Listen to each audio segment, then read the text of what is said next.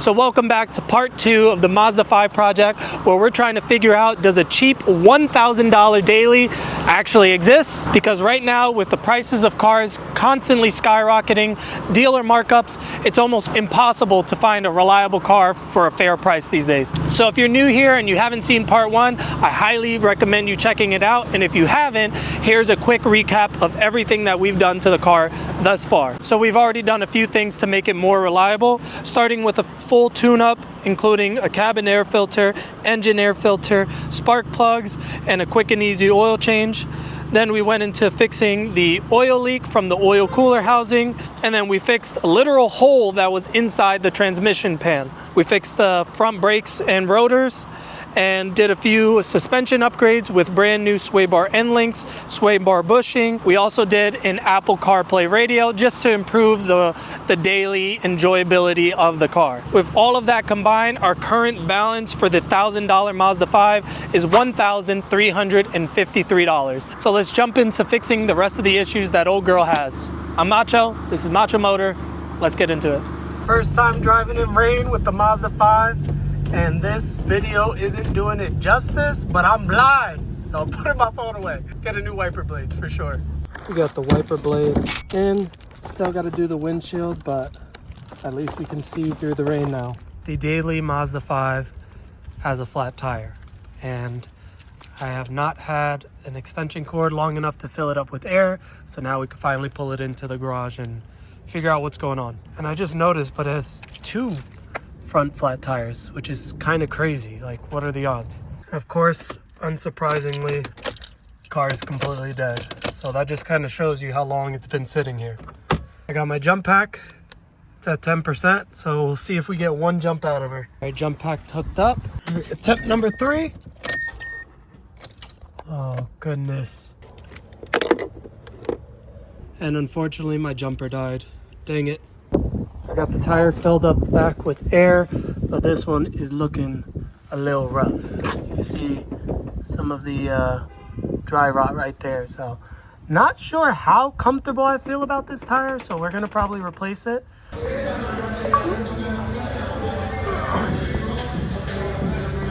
We got one very good looking Bridgestone used tire with a DOT stamp of 22.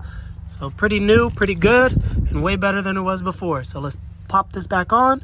Only 50 bucks. This is why I love used tire shops. And back on the road. Even though we did a little bit of suspension upgrades in the last video, it still wasn't riding up to Macho Motor standards. So here we are replacing some of the really rusty old struts just to improve the ride quality that much more.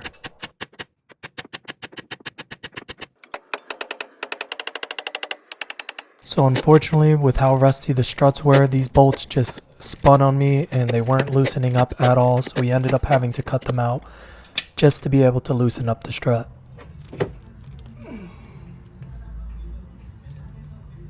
And here is the shiny new strut compared to the old and rusty. Just like that, the new strut is in. We sprayed tons of penetrating fluid just to get it in there, but job is done, as you can tell. It's dark out and this side kicked my butt, but we are done. So unfortunately my jack is frozen and I cannot turn it so that way it will lower itself. So we're running into a lot of roadblocks right now, but we are going to get this done some way, somehow. So let me figure this out and then I'll get back to you. All right, cup of super hot water.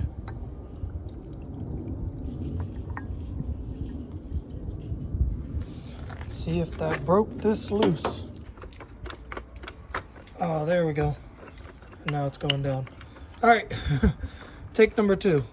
I noticed here that when I was replacing the suspension, this ABS wire plug kind of broke away, and you could tell it broke away before because they already did it once.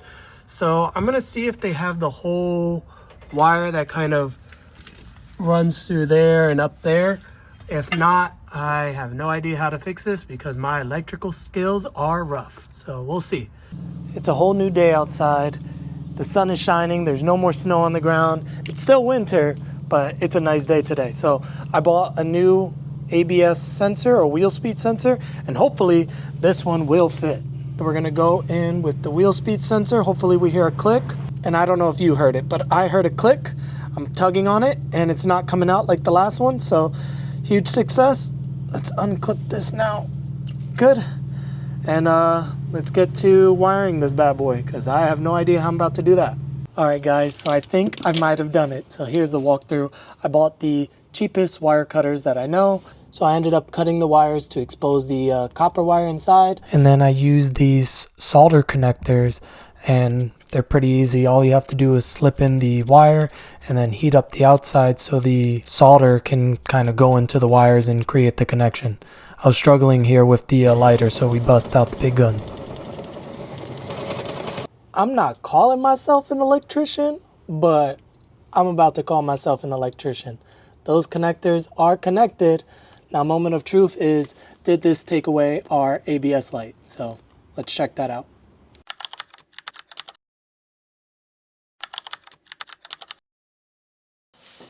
I'm feeling super frustrated and defeated, but gonna keep a smile on right now.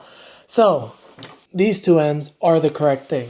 This is where I tried to do my wire repair and it failed miserably, but the opposite ends do not match up at all. Like, if you see, that is two completely different connectors. So my options are A, either try to find a fourth ABS wire harness kit, or option B is cut off this end, because this is the end I actually need, and just try to wire this up again.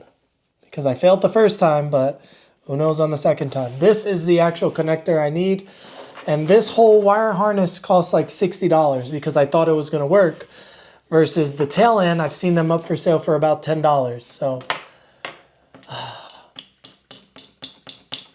don't know what to do. Don't want to wait and delay the video again. Let me think on what to do first, and then I'll get back to you guys. All right, so we are back here with hopefully the last time we're going to have to deal with the ABS wiring. So we have 3 sets of ABS wire harnesses here. This one came from the dealership, which said it was going to be an exact match. I can already tell it is not going to match up, because this plug here does not match up with this one. This one is way off. So then I bought this one from Amazon that said it was not going to match up, and right now these two match up very well. And yeah, we are going to see if this fits on the car. I'm very hopeful because everything looks like it's matching up. Let's pop in this new ABS sensor harness, and hopefully we have cruise control back and one less light on the dash. Before we get into finishing the Mazda 5, I can't do it in a garage clutter like this. So I want to thank Macho Motors' first official sponsorship, Flexi Mounts. While he works on cleaning the garage, Flexi Mount was kind enough to send me some of their top of the line wire garage shelving, because right now we don't have much space to really work with inside the garage. So Flexi Mount is there for you with any sort of garage storage needs. These shelves are made to be quick and hassle-free assembly, using only the included gloves and rubber mallet that is provided to you, and all you really have to do is knock the beams fully into place, and then you have your own garage shelves. Not to mention, you buy a shelf, you get a free rubber mallet. How can you hate a free rubber mallet? And this style of Flexi Mount shelves took me 5 minutes and 35 seconds to build this one. I don't recommend doing this with your Flexi Mount shelf, and they might hate me for doing this, but it is rated for over 200 pounds per shelf, meaning once it's fully built, you're able to withhold over 1,000 pounds in just one shelf alone. You know how many sets of wheels I can fit on a shelf? At least one set, at least one. Here is the shelf that I've been using for a while and that I found on the side of the road. 2 fingers. Honestly, been pretty scared to put anything on that shelf, but now that this can hold over 1,000 pounds, I don't see that tipping over anytime soon.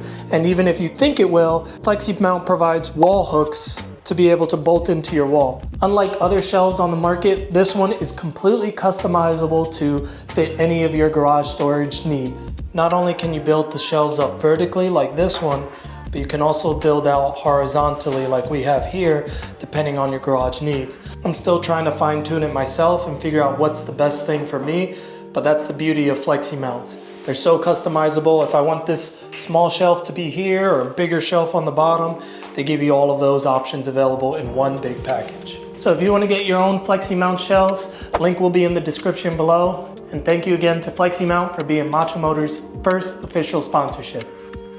Back to fixing the Mazda 5. Let's get it. This is the new one. All we need is a click.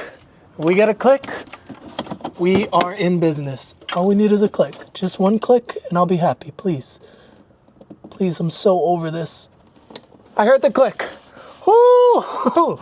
Okay, that's good. Now, do we get a second click when we plug it into the harness? Second click.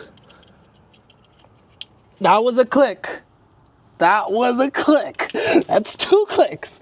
All right, now before I button this all up, I want to see if there's still an ABS light on the dash if we turn on the car. Please, I swear this journey for this ABS sensor wire has been absolutely brutal. This is the moment of truth.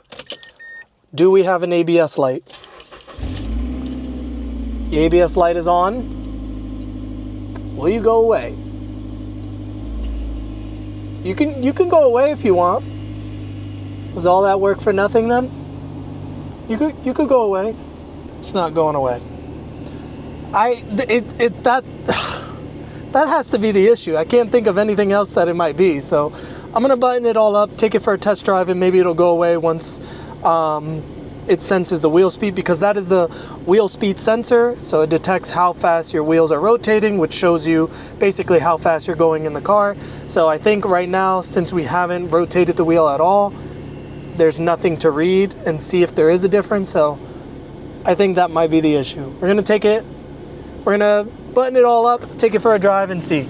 All right, so we got the new ABS wire all connected in there, fender liners back on, connected down there as well. So we are all good for the test drive. So this is the moment of truth. We are going on our first test drive with the new ABS sensor wire. Bruh, and it went away. Oh my God, that's all it took. We have an ABS airbag light now, which I don't know, doesn't affect me. We're gonna pretend that doesn't exist. So this is a huge win. I can finally use cruise control again. So we did order more parts, and one of them that came in, I've never seen it packaged like this. So one of the big issues that we have is the exhaust leak on it, because currently it sounds like this.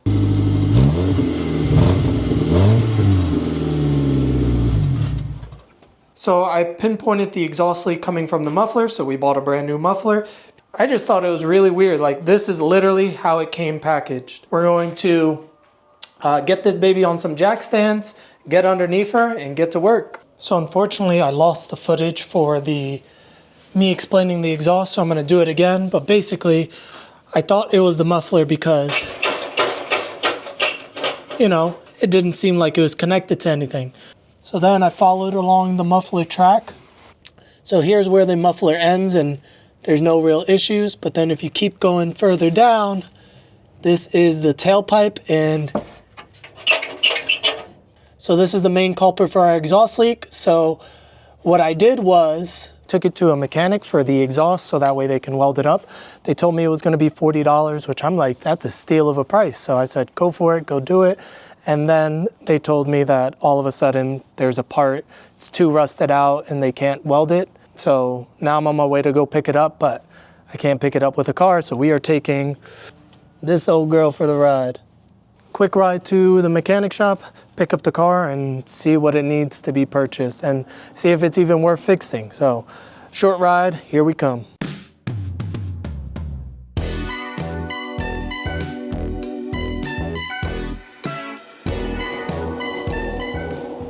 Pulling up to the mechanic shop now.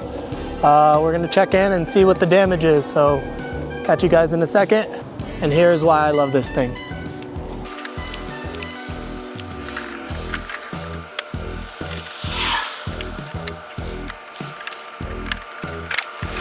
See?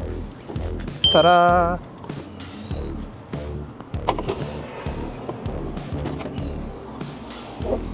So you guys didn't do anything to it? because it was too rusted. So what would be the price once I get the part to get that installed? It should be like around 100, 150. Okay. Hella money for a car. I do not know, my friends. Do we really want to spend an extra, it would be like $500 for a slightly better car, or are we just gonna run it as is? We'll see. So that brings us back to today. We have the muffler, which I already showed you guys, but now we bought the tailpipe as well.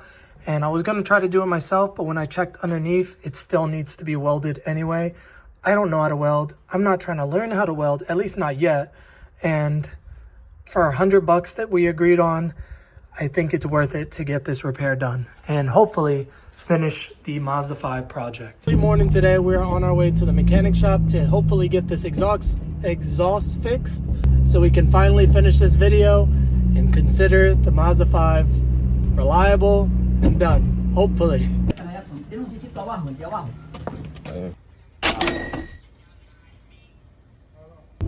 So driving back from the mechanic shop now, I don't know if you could tell in the video, but there is a slight decrease in tone since the muffler is reattached now, but they said there's another location for the exhaust leak, which is around the flex pipe. But honestly, I'm not super thrilled about the work because they just welded the muffler to the tailpipe when it's really easy. You could have just bolted it on and, you know, had that bolt connect to the two flanges.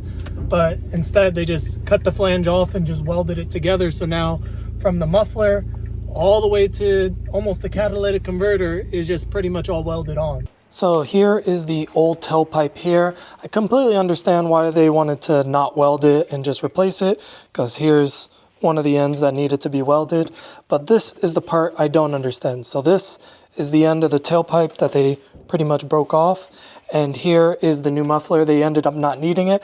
But all you needed to do was just put this in here and then bolt up the two ends from that side and that side. But instead, what they did was just cut it here and then welded it together, which makes no sense. It's just so much easier to just put that in and put two bolts on and create a better seal. But I don't know. I'm not the mechanic, so maybe I'm just stupid. But that seems like the right thing to do to me. Now, if I ever wanted to do any exhaust work to the car, I pretty much can't, because I would need to cut the welds and then do all of that in order to even fix it. Happy that it got done, and it's a little bit better because now the exhaust isn't hanging by a thread. You know, the exhaust hangers are now attached, but it's just hard to be super happy because it's not a perfect job. But it's not their fault that there's another issue. But also, why did you weld the muffler to the tailpipe? It's not that hard. It's two bolts and you just bolt it on and then you're good. But the car does sound better.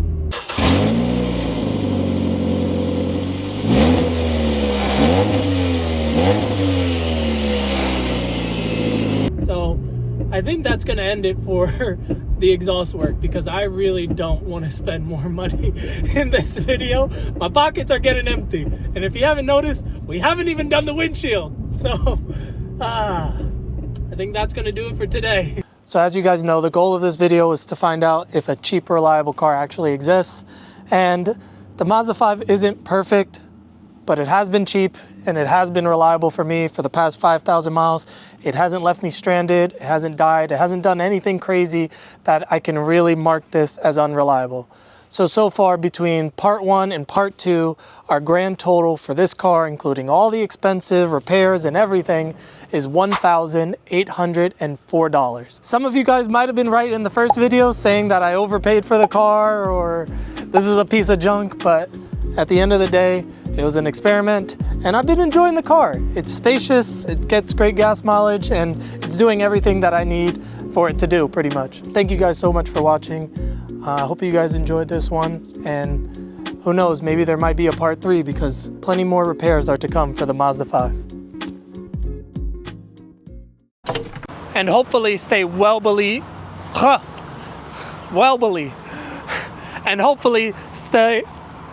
and hopefully stop. Okay.